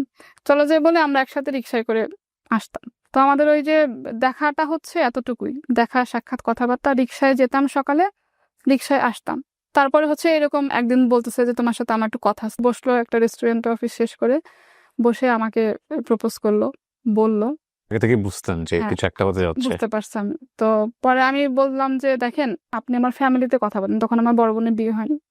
যদি হচ্ছে আমার ফ্যামিলি থেকে রাজি থাকে আমার কোনো সমস্যা নেই। তো বলে ঠিক আছে আমি কথা বলবো, সমস্যা নেই, বাট আমার তো একসাথে যাওয়া আসার পথে দেখা হচ্ছে, আমার তো যাওয়া আসা করতে পারি। আচ্ছা ঠিক আছে এরকম। তো এভাবে করে যাওয়া আসা করতেছি, যাওয়া আসার পথে কথা বলতে বলতে একটা ভালো রিলেশন হয়ে গেলো। তখন থেকে রিলেশন আমাদের। হ্যাঁ, বাট ওই যে যে আমি তোমাকে ভালোবাসি তুমি আমাকে ভালোবাসো এরকম কখনো বলা হয়নি। হুম। হুম। আবার আমাদের কথা হয়তো খুবই কম। রাতে বাসায় আসতাম, অফিস থেকে আসছি, খাওয়া দাওয়া করছেন, আমি আপনি করে বলতাম। তুমিতে আসছি আমি অনেক পরে। খাওয়া দাওয়া করছেন, কি করতেছেন? ঘুমাচ্ছি, এই এতটুকুই শেষ কথাবার্তা। তো আমার বোন শুনছে যেন কার কাছে যে আমি ওর সাথে একসাথে আসতেছি, এসে আমার মার কাছে বলছে। তো এটা নিয়ে আমার মা আমাকে একটু বকা দিছে যে এরকম এরকম কেন এলাকার মধ্যে একসাথে এরকম যাওয়া আসা করে মানুষে দেখে, কথা বলে, এভাবে একসাথে যাওয়া আসা করবা না। এসে তো আমার এটা খুব রাগ লাগছে। তখন হচ্ছে আমি রাগ করে ওকে ওই কথাটা বলি যে এটা না আমার বোন এই কথাটা বলছে। মাও রাগ করছে। তো ও ওদিন হয়তো অফিস বন্ধের দিন ছিল, বিকালে আমাদের বাসায় আসছে। বিকালে এসে আমার আম্মার সাথে কথা বলছে। বলছে কি খালাম্মা, শিমুলকে হয়তো এই ব্যাপারে কিছু বলছেন, তো যদি আপনাদের কোনো সমস্যা না থাকে আমার ফ্যামিলি থেকে আমি সবাইকে পাঠাই। তখন ওর বড় ভাইয়েরও বিয়ে হয়নি, আমার ভাসুর যে ওকে। তারও বিয়ে হয়নি, আমার বড় বোনের বিয়ে হয়নি। তো বলতেছে যদি আপনারা চান তো আমাদের ফ্যামিলি থেকে সবাইকে পাঠাই। তো আমার মা বলে কি দেখো বাবা, তুমি যে কথাটা বলছো এটাই অনেক বড় একটা ব্যাপার। হ্যাঁ, এলাকার ভিতরে একসঙ্গে যাওয়া আসা করে তো মানুষের কথাবার্তা বলে, এই কারণে আমি রাগ করছি। কিন্তু তুমি যে নিজ থেকে সে কথাটা বলছো এটাতে আমি খুশি হয়েছি। বিয়ে শাদীর সময় হোক আমরাই নিজ থেকে বলবো, কিন্তু চেষ্টা করে যাতে মানুষের কথাবার্তা না বলে। তো তারপর যখন আমার মা জানলো যে আমার খালাতো ভাই ছোটবেলাকার ফ্রেন্ড, আবার খালাতো ভাই ওরা একসাথে পাশাপাশি বাসায় থাকতো, আমার খালু আর ওর বাবা একসাথে জব করতো, তখন আমার আম্মা একটু নিশ্চিত হয়েছে। এরপরে আমার বড় বোনের বিয়ে হলো, এরপরে ভাসুরেরও বিয়ে হলো। বোনের 10 সালে বিয়ে হলো। এই 11, 12, 2 বছরে ওদের বাসা থেকে আম্মাকে বলছে যে আমরা আসি, আমরা আসি। তাও আমা বলে কি না, আমি এটা হুট করে কাউকে আনবো না, যখন বিয়ে দিব মেয়েকে তখন একবারে বলবো আসেন, বিয়ে দেওয়ার সময় হোক। যাই হোক সবকিছু হওয়ার পর 2013 সালে হচ্ছে আমাদের বিয়ে হলো। সবকিছু সুন্দরভাবে ভালোভাবে বিয়ে শাদী হয়ে গেল। বিয়ে হওয়ার পরে জাস্ট তার পরের মাসেই হচ্ছে ভাই আমি কনসিভ করলাম। আমি জানি আমার মাথার উপরে কত বড় দায়িত্ব। আমি কিন্তু বিয়ের পরেও যে স্যালারিটা পাচ্ছি আমি আমার আম্মাকে সম্পূর্ণটা দিয়ে দিচ্ছি। এটা কি আপনার হাজবেন্ডের সঙ্গে আপনার মিউচুয়াল ডিল ছিল, মানে লাইক? ও জানতো যে আমার ফ্যামিলিতে সাপোর্ট হচ্ছে আমি আর আমার বড় বোন, সাপোর্ট দেওয়ার মতো কেউ না। তখনও ছোট ভাই বোন পড়াশোনা করে। আমরা যে বেতনের টাকাটা পাই ওই টাকাটা আম্মাকে দিই, ওটা দিয়ে হচ্ছে আমার আম্মা সংসার চালায়। বিয়ের পরে যদি আমি না দিই আমার আম্মা চলবে কিভাবে? এটা নিয়ে আমার আম্মা তখন চাইছিল যে আমাকে বিয়ে তো আগে দিবে না, কারণ আমি আলহামদুলিল্লাহ একটা ভালো জব করতাম। তখন তখন ওই বাইং হাউস চেঞ্জ করে জয়েন করলাম মাল্টিন্যাশনাল একটা কোম্পানিতে। আম্মা জানতে চাইতো ভালো একটা জায়গায় কাজ করে, কাজের প্রতি ডেডিকেশন আছে, ও ভালো করবে লাইফে। তা আম্মা চাইতো কি আমার বিয়েরও পরে হোক, আরো পরে হোক, আরো ভালো কিছু করি, ভাই বোনদের পড়াশোনা হোক। তো এই কারণেই হচ্ছে মানে বিয়েটা ওর ফ্যামিলি থেকে বারবার জোর দিচ্ছে না বিয়েটা হয়ে যাক, বিয়েটা হয়ে যাক। তারপরে বিয়ের পরে যখন আমি কনসিভ করলাম 1 মাস পরেই তো আমার ননাসকে আর আমার শাশুড়িকে আমি বললাম তোমার মাথার উপর অনেক বড় দায়িত্ব। তোমার ফ্যামিলির দায়িত্ব। সো তুমি যদি বেবি রাখতে পারো তো অবশ্যই রাখবা। আর যদি তুমি মনে করো তুমি এটা নিয়ে ক্যারি করতে পারবা না, তোমার জব ছাড়তে হবে, তাহলে তুমি ডিসিশন নেওয়া কি করবা? মানে জব ছাড়ার কথা একবার বলে না, আমার হাজবেন্ড, শ্বশুর বাড়ির লোকজন কেউ বলেনি। তো আমি বলছি কি ঠিক আছে আমি একটু সময় নেই, কিন্তু আমার আম্মাকে বা আমার বোনকে কারো কাছে এখন এই কথা বলেন না। আমার শাশুড়ি এক্সাইটমেন্ট ধরে রাখতে না পেরে আমার আম্মাকে ফোন দিছে, হুম। বেন আপনি তো নানি হবেন। হ্যাঁ, তো আমার শাশুড়ি খুব খুশি। আমার আম্মা ওই কথা শুনে আম্মার প্রেশার বেড়ে গেছে যে যদি এখন মেয়ে চাকরি ছেড়ে দেয় সংসার চলবে কিভাবে। খুশির খবর নাকি টেনশনের খবর চিন্তা করেন। জি, আম্মা আবার ফোন করে আমার বোনকে বলছে, আমার বোন আমাকে ফোন দিয়ে এটা কেন করলি, এই করলি, সেই করলি, তো বলে পরে আবার বুঝাইছে যে দেখ যেহেতু হয়ে গেছে সাবধানে থাকিস।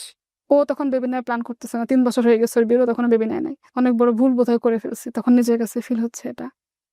পরে আমার ননাসরা বলতেছে কি করবো, তো আমি বলছি কি আপা দেখেন যেহেতু আল্লাহ দিছে, আমি বেবিটা রাখবো, এরকম কোনো ভুল ডিসিশন আমি নিতে পারবো না। 3 মাস পরের প্রথম যখন আল্ট্রাসাউন্ড করলাম, করে প্রথম ফোনটা আমার আম্মাকে দিছি। আম্মাকে ফোন করে বলছি কি যে মা, বেবির হার্টবিট আসছে, আলহামদুলিল্লাহ ভালো আছে। আমার আম্মা বলতেছে কি কোনো কথা না, আগে পরে কোনো কথা না, অনেকের বাচ্চা তো 3 মাসে নষ্ট হয়ে যায়, দেখ তোরটা নষ্ট হয়ে যায় কিনা।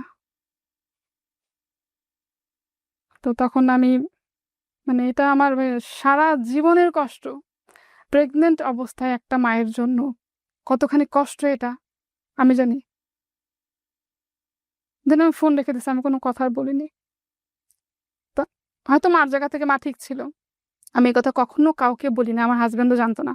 শাশুড়ি বলে কি তুমি তোমার মার বাসায় যাও, তুমি খাওয়া দাওয়া ঠিক মতো করতে পারতেছো না। পরে আমার আম্মা তখন বলছে ঠিক আছে পাঠাই দেন। তো গেছি মার বাসায়, 3 মাস পরে গেছি। কিন্তু মানুষের এত কথা শুনতাম ভাইয়া, বিশ্বাস করবেন না, আমি আমার অফিসে কোনো কথা শুনি নাই, বাসায় যখন আসতাম আমার কাছে মনে হতো কি আমি দুনিয়ার সব থেকে বড় ভুল করছি এটা। এমন কোনো রাত নাই যে ভাই আমি কান্না করি নাই। যে আমার হাজবেন্ড এই বিষয়টা বুঝতো, মানসিক বিষয়টা, যে কেন আপনার উপর এই প্রেশারটা হচ্ছে আপনার ফ্যামিলি থেকে বা সামথিং। আমি বলতাম না। 3 মাসের পর যে মার বাসায় আসতাম, আমি ওই সময়টাতে পুরাটা মার বাসায় থাকতাম, মার বাসায় ছিলাম। আমার হাজবেন্ড মাঝে মাঝে আসতো, মার সারাক্ষণ দেখতাম মন খারাপ থাকতো। মাস শেষে কিন্তু বেতনটা মাকেই দিচ্ছি, তারপরেও টেনশন। তারপরও টেনশন। আমার কাছে মনে হচ্ছে আমি এই বাসায় আসছি তার মতো আমি থাকতেছি, এরকম ভাবে আমি থাকছি। বাট এমনিতে টেক কেয়ার করতো, খোঁজ খবর নিত, আমার বোনও আসতো। এরপর যখন 8 মাসের সময় হচ্ছে আমি মানে ম্যাটারনিটি লিভে যখন আসবো 4 মাসের, তো তখন আমি চিন্তা করলাম যে আমি তো প্রত্যেক মাসে বেতনটা মাকে দেই, সো আমি যখন 4 মাস লিভে থাকবো এই সময় তো আমি ম্যাটারনিটি বেনিফিটটা আমি পাবো না। বেবি হওয়ার পর যখন জয়েন করব তখন 2টা ইনস্টলমেন্টে বেনিফিটটা আমি পাবো। তো এই 4টা মাস মা চলবে কিভাবে? কয়েকজন কলিগের থেকে কিছু টাকা লোন করে 40,000 টাকা মাকে দিলাম, যে আমি জানি আমি এই টাকাটা মাকে না দিয়ে আমি লিভে এসে বসতে পারবো না বাসায়, বিভিন্ন রকম মানসিক প্রেশার আমার উপরে আসবে। বাট যে কারণে কথা শোনাচ্ছে যে আমি সংসারের দায়িত্ব পালন করবো না, আমি কিন্তু দিব্যি পালন করে যাচ্ছি। হুম। পরে বেবি হলো, বেবি হওয়ার পর তারপরে আবার সব ভালো আলহামদুলিল্লাহ। আমার বাচ্চার টেক কেয়ার ঠিকভাবে করতো না। তো তারপরে আবার বাচ্চাকে দেখার জন্য আমি একটা কাজের লোক বাসায় রেখে দিলাম পার্মানেন্ট। মেয়ের যখন 1 মাস 20 দিন বয়স তখন আমি হচ্ছে জবে জয়েন করলাম গিয়ে। এদিকে বাচ্চা হওয়ার পরে ওর খরচ বাড়লো, কাজের লোক রাখলাম আলাদা করে, সেই খরচ বাড়লো, সেগুলো দিচ্ছি। আমার হাজবেন্ডও কন্ট্রিবিউট করতেছে আমাকে, বাট আমার যে বেতনের টাকা 1 টাকাও কিন্তু আমার জন্য আমি রাখতে পারছি না। আগে যেভাবে মাকে দিতাম সেভাবে মার সংসারে দিয়ে যাচ্ছি, আমার শ্বশুর বাড়িতে 1 টাকাও দিচ্ছি না। তো বাচ্চার যখন 6 মাস বয়স তখন হঠাৎ মেয়ে অনেক জ্বর, প্রচন্ড জ্বর, 103, 4, 4, 5 এরকম জ্বর। তো ওই সময়টা থেকে হচ্ছে ওর খুব ফ্রিকোয়েন্টলি জ্বর আসতো। ইন দ্য মিন টাইম আমার বড় খালা 2014 সালে মারা গেল। তখন হচ্ছে আমার বোন জব ছেড়ে দিয়ে আমার আম্মাকে আমার বোনের বাসায় নিয়ে গেল। তখন সবকিছু হচ্ছে আমি দেখতেছি। মেয়ের যখন 2.5 বছর বয়স 2016 সাল, হঠাৎ করে দেখলাম কি ওর গায়ে লাল লাল র্যাশ, তারপরে হচ্ছে এই রক্ত জমাট বাঁধলে ছোপ ছোপ যেরকম হয় না ওরকম। গুগলে সার্চ করার পরে যেটা জানলাম যে ওর হয়তো লিউকেমিয়া অথবা আইটিপি। ডাক্তার দেখালাম, দেখানোর পরে ডাক্তার ওর বাবা জিজ্ঞাসা করছে স্যার সিরিয়াস কোনো কিছু কিনা, বলে তো ডাক্তার বলছে কি যে আমরা এই মুহূর্তে এখনই কোনো কিছু বলতে পারবো না, ওকে টেস্টের রিপোর্টগুলো আগে পাই। 7 তারিখে ওকে ডাক্তার দেখালাম, 9 তারিখে সব রিপোর্ট পেলাম হাতে। তখন আর প্লেটলেট কাউন্ট অনলি হচ্ছে 6,000। ডেঙ্গু হলে যে প্লেটলেট কাউন্টটা কমে যায় 1.5 লাখ থেকে 5 লাখ থাকার কথা। বেবির বয়স কত তখন? 2.5 বছর তখন। এই টেস্ট করতে হবে, এগুলো করতে হবে, এটার খরচ এরকম। তো ওকে ভর্তি করতে হবে। ওর বাবা খরচ তো পরের কথা, মেয়ের এই অবস্থা শুনে ওখানে বসে কান্নাকাটি শুরু করছে, ফোন দিয়ে আমাকে কান্না করতে করতে আর কিছু বলতে পারে না। তো সবাই মিলে বসে তখন ডিসিশন নিলাম যে ওকে শিশু হাসপাতালে ভর্তি করব। শিশু হাসপাতালে ভর্তি করলাম। ভর্তি করার পরে টেস্ট করার পর প্লাটলেট 9 তারিখে ছিল 6000, 10 তারিখে কমে সেটা হলো 3000। বিভিন্ন টেস্ট যা কিছু সবকিছু করালো। পরে আস্তে আস্তে ডাক্তার বলে এটা হচ্ছে আইটিপি। তো কাউকে বুঝাতে পারতাম না আসলে আইটিপি কি, ব্লাড ডিসঅর্ডার। এটা হচ্ছে 1 লাখে একটা বাচ্চার হয় বিশ্বে। ট্রিটমেন্ট শুরু করলো।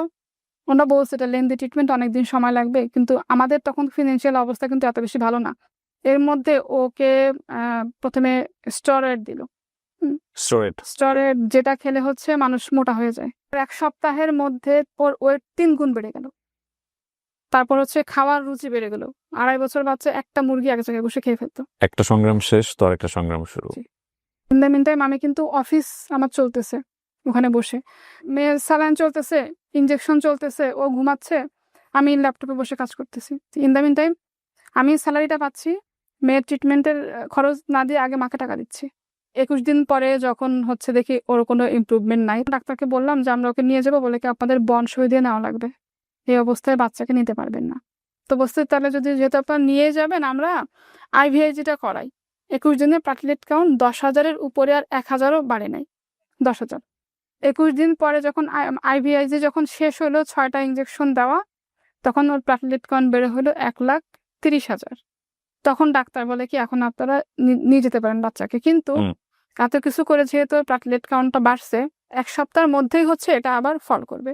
তো ঠিকই তাই হলো, বাসায় নিয়ে আসলাম। এর মধ্যে আমরা প্ল্যান করতেছি ওকে নিয়ে আমরা চেন্নাইতে যাব। 1 সপ্তাহের মধ্যে ওটা কমতে কমতে 20,000 30,000 করতে করতে করতে করতে আবার সে 10,000-এ চলে আসছে। তখন একটু একটু করে নোজ ব্লিডিংও শুরু হয়েছে ওর। আমরা ওকে নিয়ে 2016 সালে সম্ভবত আগস্ট মাসে চেন্নাইতে যাই। টানা 21 দিন চেন্নাইতে তো ট্রিটমেন্ট চললো। তো ডাক্তার ওখান থেকে বলছে দেখেন যে অনেকের হচ্ছে 6 মাসের মধ্যে ভালো হয়ে যায়, কিন্তু আপনার বাচ্চাটা যেহেতু ভালো হচ্ছে না, এত কিছু করার পর হয়তো এটা সময় লাগবে। চেন্নাই থেকেও মেডিসিন দিল। তো 21 দিন পরে দেশে আসলাম। আসার পরে মেয়ে আরো অসুস্থ, সমানে হচ্ছে নোজ ব্লিডিং, আর কাশতে কাশতে মানে এরকম গামছা ধরে রাখতাম, কাশি দিয়ে ফেলতো ব্লাড, নাক দিয়ে ব্লাড। তো ওটা যখন বাথরুমে ধুইতাম মানে কাঁচা রক্তের গন্ধ। বাচ্চা বয়স কত তখন? 2.5 বছর। তখন পুরো বালতি লাল হয়ে গেছে, গামছা এরকম ধরে রাখতাম, বমি করতেছে, পুরো রক্ত বেরোচ্ছে। তো ওই যে রক্তের গন্ধ, ব্লাডের গন্ধ, ওটা মনে হয় আমার কাছে এখনো লাগে। হ্যাঁ, মনে করছিলাম যে ভাই আমার জব থাকবে না, 3 মাস যেহেতু বাসা থেকে কাজ করতে, জব থাকবে না। বাট আলহামদুলিল্লাহ আমি 3 মাস যে সাপোর্ট দিচ্ছি ওটার জন্য ওটা আমি অ্যাওয়ার্ড পাইছি অফিস থেকে। মাশাআল্লাহ, আমার বস অ্যাওয়ার্ড দিচ্ছে। ওর ট্রিটমেন্ট এরকম চলতে থাকলো। 6 মাস পরে আবার চেন্নাই গেলাম। পরে মেডিসিন খাওয়াতে খাওয়াতে এমন হলো ইমিউনিটি সিস্টেম এত বেশি কমে গেল, যখন তখন জ্বর আসতো, যখন তখন অসুস্থ। ওই অবস্থায় রেখে আমি চাকরি করতেছি, এখন আমার কন্ট্রিবিউট করতে হবে। হ্যাঁ, 17 সালে আলহামদুলিল্লাহ আমার একটা বেশ ভালো একটা অফার আসে, বেটার অপরচুনিটি। তখন আমি জব আবার চেঞ্জ করি।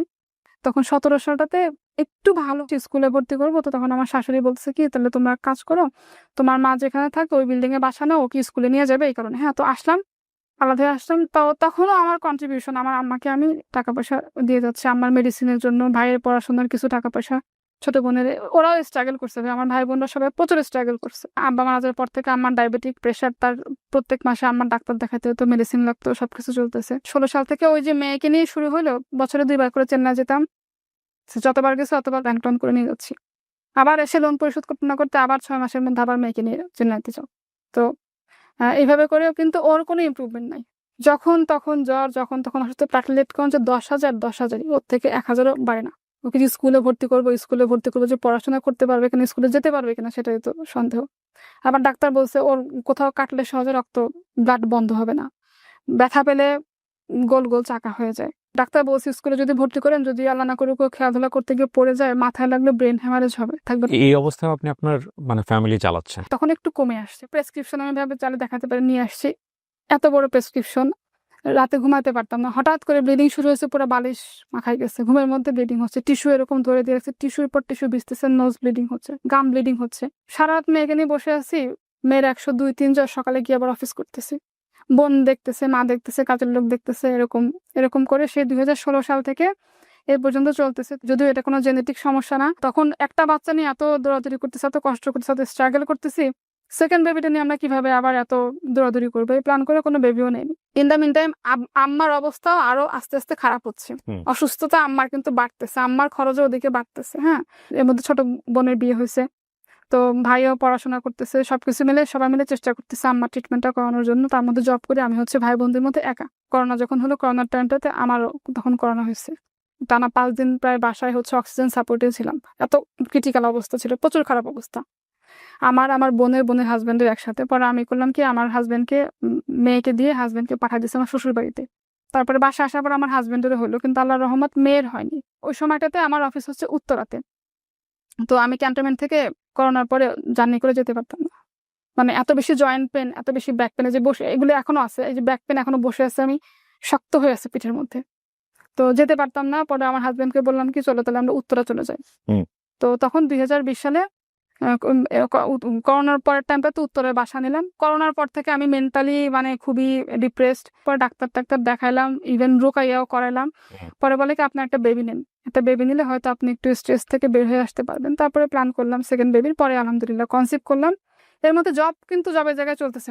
এরপরে সেকেন্ড বেবিটা যখন হলো, ওই বেবির বয়স যখন 6 মাস, তখন এই বড় মেয়ের ট্রিটমেন্ট তো টানা চলতেছে। চেন্নাই থেকে বলছে কি, ওর হচ্ছে একটা সার্জারি করতে হবে, এটাকে বলা হচ্ছে স্প্লেনোক্টমি, মানে স্প্লিনটাকে রিমুভ করে ফেললে হয়তো সে ভালো হতে পারে। যদি কখনো প্ল্যান করেন তখন আসেন, তাছাড়া হচ্ছে আপনাদের চেন্নাইতে আর এখন আসার দরকার নেই, ওর তো কোনো ইমপ্রুভ হচ্ছে না। হ্যাঁ, এরপরে যখন উত্তরায় গেলাম, টানা এমন কোনো ডাক্তার নাই ওকে দেখায়নি। এক ডাক্তার দেখাইতাম, 2 মাস পর চেঞ্জ, সে ফেল, আমি পারতেছি না কোনোভাবে। তা প্লাটলেট কন বানো, ওইরকম নোজ ব্লিডিং, গাম ব্লিডিং চলতোই।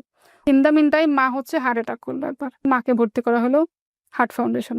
মেয়েকে নিয়ে তো এরকম চলতেছে। 20 সাল থেকে আম্মা অসুস্থ হতে হতে হতে 21 সাল কি 22 সালের দিকে আম্মার কিডনির সমস্যাটা বেড়ে গেল, আম্মার ডায়ালিসিস শুরু হলো। তো এর মধ্যে আম্মার ডায়ালিসিস তো প্রচুর খরচ। মার ট্রিটমেন্টে আমার ভাই বোন মিলে সবাই দিছে, আমি আমার সাধ্যমতো কন্ট্রিবিউট করি যতটুকু পারছি। তো এভাবে করে 3 বছর টানা মার ট্রিটমেন্ট চললো, ডায়ালিসিস। গত বছর অক্টোবর মাসে আম্মা মারা গেছে।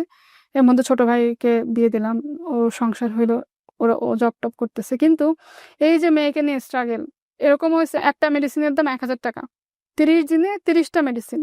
তো ডাক্তাররা বলছে আস্তে আস্তে বড় হইতে হইতে হয়তো সমস্যাটা ঠিক হয়ে যাবে, কিন্তু এখন এটা হয়ে গেছে হচ্ছে আপনার ক্রনিক আইটিপি যেটাকে বলে।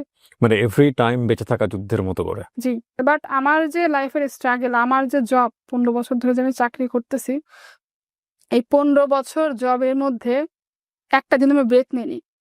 যত যা কিছু আমার জীবনে হয়ে যাক, চাকরি চলতেছে, একটুখানি এদিক থেকে ওদিক হলে ব্যাকআপ বন্ধ। ছোট একটা বোন আছে আর একটা ভাই, একটা ভাই। ওনারা কি করেন এখন? ছোট বোনের একটা ছোট অনলাইন পেজ আছে, ওখানে করে। ছোট ভাইটা মাল্টিন্যাশনাল কোম্পানিতে জব, তার মানে ওনারা মোটামুটি এস্টাবলিশড হয়ে গেছেন। মোটামুটি বলা যায়। হ্যাঁ, আমার মেয়ের জন্য যে কি পরিমাণ স্ট্রাগল আমি করছি, আমি এখানে মানে পুরোটা যদি বলতে যাই রাত শেষ হয়ে যাবে ভাইয়া। মানে এখানে আমি যেটা বুঝতে পারছি, আপনার হাজবেন্ড অনেক সাপোর্টিভ, ডেফিনেটলি। ভদ্রলোক বাইরে বসে আছে ঘন্টার পর ঘন্টা ধরে, কোনো রা নাই, চুপ করে বসে আছে, সাপোর্ট দিয়ে যাচ্ছে।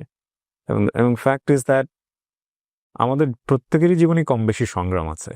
ওই সংগ্রামটার পেছনে কোনো কোনো মানুষের মানে নিরবিচ্ছিন্ন সাপোর্ট থাকে, ডেফিনেটলি। আল্লাহ ব্যালেন্স করেন এবং কোনো দিক থেকে তিনি পরীক্ষা নিলে আরও একটা দিক থেকে তিনি সহজ করে দেন, যাতে করে আমরা পরীক্ষায় উইন করি। আপনি গল্পটা কেন বললেন? আপনার গল্পটা আমি খুব মনোযোগ দিয়ে শুনেছি, বিভিন্ন রকমের বাঁক পেয়েছি। আপনিই বলেন কেন বললেন আসলে গল্পটা আজকে? 15 বছর জব করে আলহামদুলিল্লাহ আমি এখন যে পজিশনে আছি, আমি একটা ছোটখাটো ব্র্যান্ডে ম্যানেজার হিসেবে কাজ করছি। অনেকেই হয়তো যদি এই প্রোগ্রাম দেখে, অনেকে আমাকে চিনবে। আমি আমার দায়িত্ব থেকে কখনো বের হয়ে আসিনি। আমি যতখানি স্ট্রাগল করছি, আমি যে যুদ্ধ করছি, আমি আমার জীবনে এমন সময় গেছে আমি চাইলে ভাই স্ট্রোক করতাম, বাট আমি শক্ত হয়ে দাঁড়াইছি। ভেঙে গেছি, আবার শক্ত হয়ে দাঁড়াইছি, না আমি ভাঙবো না, আমি দাঁড়াবো। টিল নাও সেই স্ট্রাগলটা করে যাচ্ছি। কিন্তু আমি আলহামদুলিল্লাহ আমার সংসার, আমার কাজের জায়গায় ডেডিকেশন, দায়িত্ব অ্যাকচুয়ালি আমি কোথাও কখনো সরিনি। আমার শ্বশুরবাড়ির মানুষজনকে যদি জিজ্ঞাসা করেন আমি কেমন, ওরাই বলবে। আমার হাজবেন্ডের থেকে ওদের সাথে আমার সম্পর্ক ভালো। কিছু হলে আমাকে ফোন দিবে। সারাদিন পরে বাসায় গিয়ে আমি নিজে হাতে রান্না করি। আমার বাসায় হচ্ছে হেল্পিং হ্যান্ড আছে, যেহেতু বাচ্চাদেরকে রেখে আসি। আর বাসায় সিসি ক্যামেরা লাগানো, পুরো বাসা ওদেরকে দেখাশোনার জন্য। আমার কাজের মহিলা বলে কি, আপা আপনি কেন রান্না করেন? আপনি চাকরি করেন, এত বড় চাকরি, আপনার রান্না করার কি দরকার? আমি বলছি আমার ভালো লাগে না, বাচ্চারা সারাদিন পরে আমাকে পায়, হাজবেন্ডকে রান্না করে খাওয়াবো, এটা তো আমার দায়িত্ব। জব করি বলে তো আমি দায়িত্ব এড়াতে পারবো না।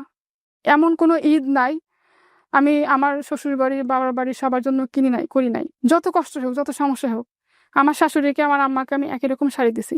আমার মেয়ে, আমার ননাসের মেয়েদের একই রকম ড্রেস কিনে দিছি। টিল নাও দেই। আমি পড়ি আর না পড়ি, আমার যে দায়িত্ব, আমি আমার দায়িত্ব থেকে কখনো এক চুলও বের হয়ে আসিনি। আমি কমপ্লায়েন্স নিয়ে কাজ করতাম, তো এখন হচ্ছে ট্রেনিং নিয়ে কাজ করছি, sexual harassment, women empowerment, gender equality. তো আমি জানি ভাইয়া মেয়েদের জীবনের স্ট্রাগলটা কতখানি কষ্ট। যারা গার্মেন্টস সেক্টরে কাজ করে ওইসব মেয়েদের ভিতরে যে কত কষ্ট। এই যে সুবিধা বঞ্চিত মেয়েরা আছে আমাদের সমাজে, যারা হচ্ছে ফ্যামিলি থেকে বিভিন্নভাবে বিতাড়িত, হাজবেন্ডের সাপোর্ট নাই, শ্বশুরবাড়ির সাপোর্ট নাই, বিয়ের পরে বিভিন্ন অপবাদ নিয়ে চলতে হচ্ছে। ওরা যাতে ভেঙে না পড়ে, শক্ত হয়ে দাঁড়াক, কারণ প্রত্যেকটা মেয়ের একটা পরিচয় দরকার। আজকে আমি আমার পরিচয়ে পরিচিত। এই গল্প শুনে যাতে হাজারো মেয়ে ইন্সপায়ার্ড হোক। শুধু সংসার করা, বাচ্চা কাচ্চা লালন পালন করা এটা মেয়েদের কাজ না। যাতে করে আমাকে দেখে হাজারো নারী অনুপ্রেরণা পায়। হ্যাঁ, এবং আমার ইন ফিউচার ইচ্ছা আছে সুবিধাবঞ্চিত মেয়েদের নিয়ে কাজ করব। অনেক মেয়েরা আছে ভাইয়া ডিভোর্সি, যারা গার্মেন্টস সেক্টরে কাজ করে, ওদের লাইফের গল্প যে কি কষ্টের। কাজ করতেছে, ওয়াশরুমে গিয়ে মুখ টুক ধুয়ে কান্নাকাটি করে এসে আবার কাজে বসছে, ফ্যামিলির সমস্যা। চাকরি করতেছে, মাস শেষে বেতনটা হাজবেন্ড নিয়ে যাচ্ছে, অথচ সে কিন্তু ফ্যামিলির জন্য করতেছে। তার ডিসিশন দেওয়ার কোনো অধিকার নাই, সে কিন্তু ফ্যামিলির জন্য করতেছে। অসাধারণ গল্প। আজকের এই গল্পে অনেকেই নিজেকে খুঁজে পাবেন। খুব গভীর একটা নদী, যেখানে স্রোতটা টের পাওয়া যায় না, এরকম একটা গল্প। দায়িত্ব জিনিসটা অনেক কঠিন একটা বিষয়, অনেক কঠিন একটা বিষয়, কিন্তু দায়িত্ব নেয়ার ব্যাপারটা, এইটা যাদের মধ্যে আছে তারা জানে যে এত কঠিন বিষয়গুলো কিভাবে তাদেরকে মোকাবেলা করতে হয়, কি জটিলতার মধ্য দিয়ে জীবনের প্রতিটা বাঁকে বাঁকে যেতে হয়। এই গল্পের কখনো না কখনো আপনি নিজেকে খুঁজে পাবেন। বাবা হারিয়ে যাওয়ার সময়, বাবা হারিয়ে যাওয়ার পরে পরিবারের যে রেসপন্সিবিলিটি নিতে হয় সেই সময়টাতে, এবং সেই রেসপন্সিবিলিটি নেওয়ার পরে জীবনের খুব খুব কাঙ্ক্ষিত পার্টিকুলার একটা মোমেন্ট, সেই মোমেন্টে এসে একজন মানুষকে নিজের জীবনে পাওয়া, এবং তারপরে অনাকাঙ্ক্ষিতভাবে হলেও প্রথম বেবি, সেটার যে সংগ্রাম। আমি ওনার বেবিকে দেখেছি, আপনাদেরকে আমি দেখাইনি। ওনার প্রথম বেবিটা এসেছিল একটু আগে স্টুডিওতে। সো এটা আসলে অনেক পরিবারকে ছুঁয়ে যাবে কোনো না কোনোভাবে। তবে একটা কথা আছে যে জীবন সংগ্রামে নিজেকে না থেমে এগিয়ে নিয়ে যাওয়াটাই জীবন। আপনি যদি চিন্তা করেন যে আজকে এই যে শিমুল যে গল্পটা বললো, ও যতটা মেরিটোরিয়াস, ও ফ্যামিলি যদি ওকে এই সাপোর্টটা দিতে পারতো, কিংবা ওকে যদি ওই পৃষ্ঠপোষকতার জায়গাটায় রাখতে পারতো, ইকোনমিক্যালি, ফিনান্সিয়ালি এবং মেন্টালি, তাহলে ও আরও কত দূর যেতে পারতো, তাই না? কিন্তু ওনার জায়গা থেকে উনি নিজেকে বারবার প্রুভ করেছেন, ফ্যামিলির জন্য, নিজের জন্য, ফিউচারের জন্য।